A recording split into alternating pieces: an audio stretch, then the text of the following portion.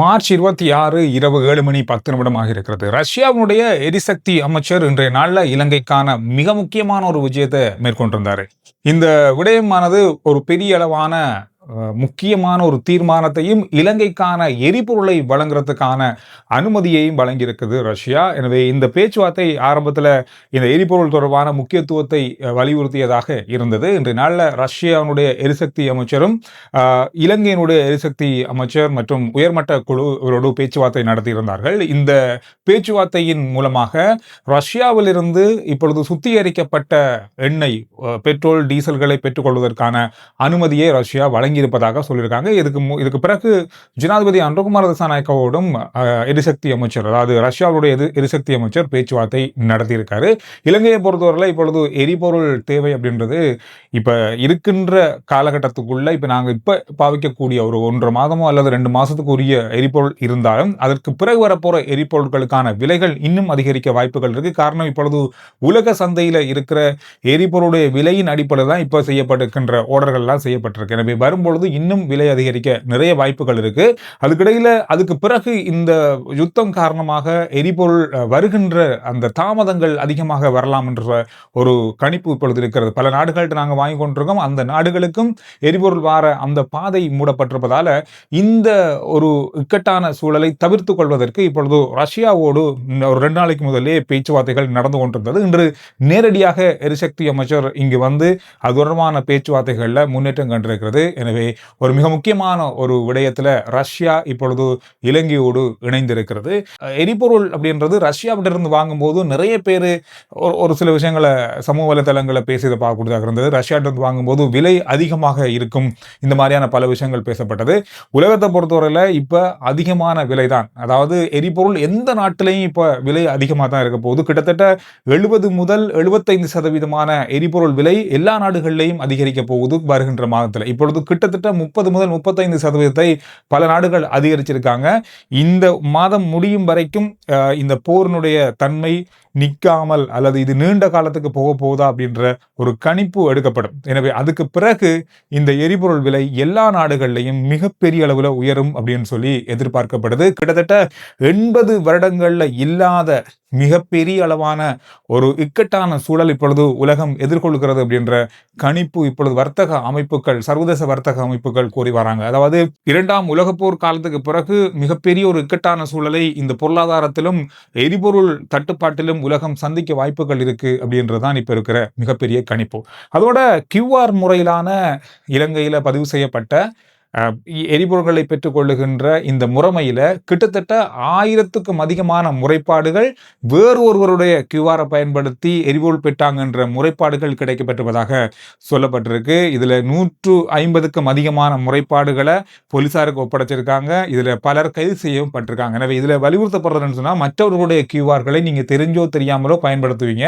எனவே வேறொருத்தருடைய போன் நம்பரையோ அல்லது வேறொரு வாகனத்துடைய செசி நம்பரையோ நீங்க பயன்படுத்தி எரிபொருளை பெற்றுக்கொள்வதற்கான QR பெற்றுக்கொள்ளாதீங்க.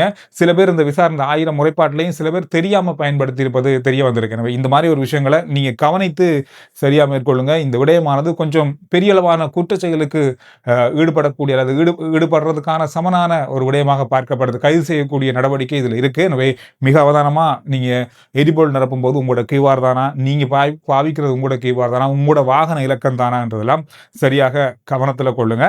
இதுல 62 லட்சத்துக்கும் அதிகமான வாகனங்கள் இப்பொழுது QR முறைக்கு பதிவு செஞ்சிருக்காங்க. இந்த நாட்டில் இப்போ QR முறையில தான் எல்லா வாகனங்களுக்கான எரிபொருள் நிரப்பப்படுது.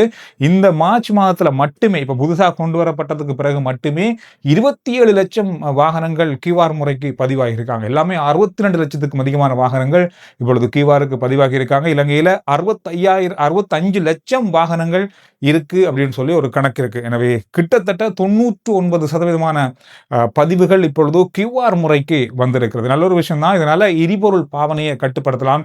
எவ்வளவு தேவை ஏற்படுது ஒரு நாளைக்கு, ஒரு கிழமைக்கு, ஒரு மாசத்துக்கு என்ற ஒரு கணக்கெடுக்கப்படலாம். இதனால நம்மளுடைய எரிபொருள் எவ்வளவு இருக்கு, எவ்வளவு காலத்துக்கு பாவிக்கலாம் என்ற துல்லியமான தரவுகளை வெளியிடக்கூடிய வாய்ப்புகள் இருக்கு அப்படின்னு சொல்லி சொல்றாங்க. இப்போ இருக்கிற காலகட்டத்துக்குள்ள காலநிலையில பெரிய மாற்றம் ஏற்பட்டிருக்கு.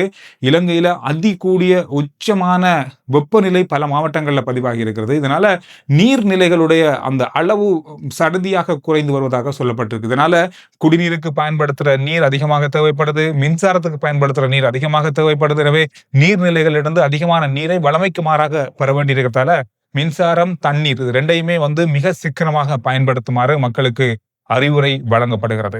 ஆட்பதிவு திணைக்களத்தினுடைய கணனி கட்டமைப்பில் ஏற்பட்ட கோளாறு காரணமாக உடனடியாக இப்பொழுது சேவைகள் அனைத்துமே இடைநிறுத்தப்பட்டுவதாக அறிவிச்சிருக்காங்க. 2 நாளைக்கு முதலும் இதே பிரச்சனை நடந்தது. இப்பொழுது மீண்டும் அந்த பிரச்சனை வந்திருக்கு. இப்ப எல்லாம் சீர் செய்யப்படும் வரைக்கும் இந்த நடவடிக்கைகள் அனைத்தும் இடைநிறுத்தப்பட்டிருப்பதாக சொல்லியிருக்காங்க. எனவே ஐடென்டி கார்டை நீங்க புதுசா எடுக்க போறீங்க, அல்ல வண்டையில் எடுக்க போறீங்க, பதிவு செய்ய போறீங்க, அல்லது புதுப்பிக்க போறீங்க என்றாலும் கூட ஆட்பதிவு திணைக்களத்துக்கான வேலைகள் அனைத்தும் இப்பொழுது இடைநிறுத்தப்பட்டிருக்கிறதால நீங்க எப்ப இதை ஆரம்பிக்கிறாங்கன்றதை தெரிஞ்சு கொண்டு போங்க.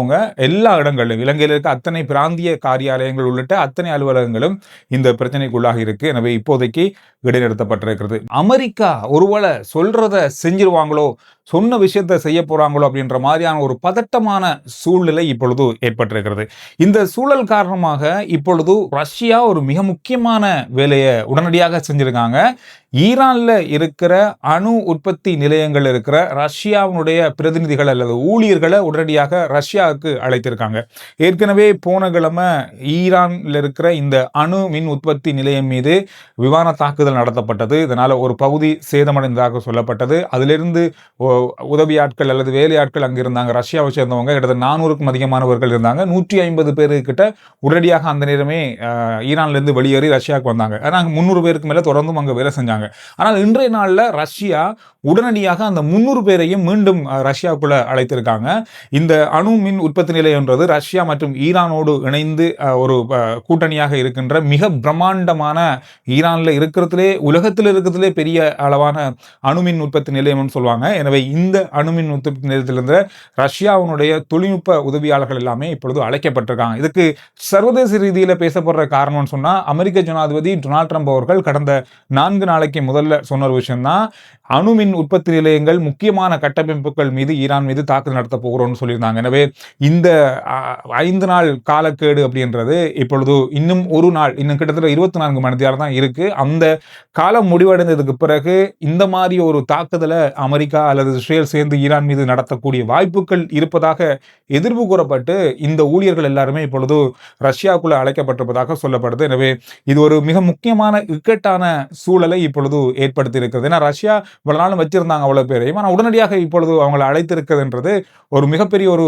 கேள்விக்குரிய பதற்றத்துக்குரிய ஒரு விஷயமாக மாறி இருக்கிறது. இதுல அமெரிக்க ஜனாதிபதி டொனால்ட் ட்ரம்ப் அவர்கள் தொடர்ச்சியாக மாறுபட்ட கருத்துக்களை வெளியிட்டு வரது விமர்சனத்துக்குள்ளாகி இருக்கிறது. இன்றைய நாள்ல ஊடக சந்திப்பில் அவர் குறிப்பிட்ட விஷயம், சுப்ரீம் லீடர் பதவியை தன்னை ஈரான் ஏற்க சொல்கிறது, அது எனக்கு தேவையில்லை அப்படின்ற மாதிரியான நகைச்சுவையான பல விடயங்களை அவர் குறிப்பிட்டிருந்தார். எல்லா ஊடகங்களையும் அது பேசப்பட்ட விஷயமாக மாறி இருக்கிறது.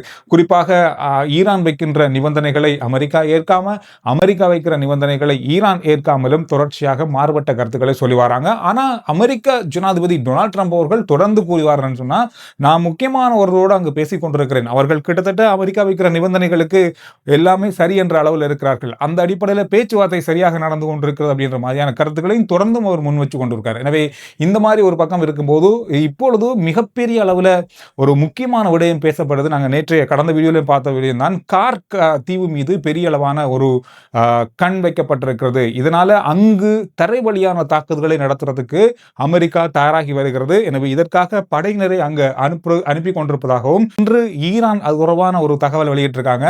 அப்படி தரை வழியான தாக்குதல்கள் ஈரானுக்கு அல்லது கார்க் தீவு மீது நடத்தப்படுமாக இருந்தால் அது மிகப்பெரிய பேரழிவுகளை சந்திக்க நேரிடும் அப்படின்றத அவங்க இன்றைய நாளிலையும் சொல்லியிருக்காங்க. எனவே தொடர்ச்சியாக தங்களுக்கு தகவல் கிடைத்துக் கொண்டே இருக்கிறது. கார்க் தீவு மீது அமெரிக்கா தரை வழி தாக்குதலை நடத்துவதற்கு திட்டமிடுறாங்க. எனவே இது தொடர்பான முன்னாயத்தங்களை ஈரான் ஏற்கனவே செய்துவிட்டது அப்படின்றதையும் அவங்க உறுதிப்படுத்தி இருக்காங்க. அமெரிக்க ஜனாதிபதி டொனால்ட் ட்ரம்ப் அவர்கள் என்ன சொல்றாருன்னு சொன்னா, கார்க் ஐலண்ட் அப்படின்றது இப்ப புது கதை இல்லை. இது அமெரிக்கா எப்பவோ 1988ஆம் ஆண்டே அமெரிக்காவுக்கு எதிராக ஈரான் ஏதாவது செய்யுமாக இருந்தால் உடனடியாக கார்க் தீவை அமெரிக்கா கைப்பற்றும் என்றதை அமெரிக்கா 1988ஆம் ஆண்டே சொல்லியிருக்காங்க. எனவே இது புதிய விடயம் அல்ல அப்படின்றத அமெரிக்க ஜனாதிபதி மீண்டும் ஒரு முறை ஞாபகப்படுத்தியிருக்காரு. எனவே ஈரானுடைய மிக முக்கியமான இதயம் என்று சொல்லக்கூடிய இந்த கார்க் தீவு இப்பொழுது மிகப்பெரிய ஒரு பேசுபொருளாக மாறியிருக்கிறது. எனவே இந்த 5 நாள் காலக்கெடு அல்லது 5 நாள் போர் நிறுத்தம் அப்படின்ற மாதிரியான அறிவித்தலை விடுத்த அமெரிக்கா 24 மணித்தியாலத்தில் என்ன செய்ய போகிறது அப்படின்ற மாதிரியான கேள்விகள் இப்பொழுது எழுந்திருக்கிறது. இன்றைய நாளில் நேற்று ஈரான் இந்த தகவல்கள் எல்லாத்தையும் மறுத்ததுக்கு பிறகு கச்சா எண்ணெயுடைய விலை இன்று 5% உயர்ந்திருக்கிறது. கிட்டத்தட்ட $107 தாண்டி இன்று பதிவாகி இருக்கிறது.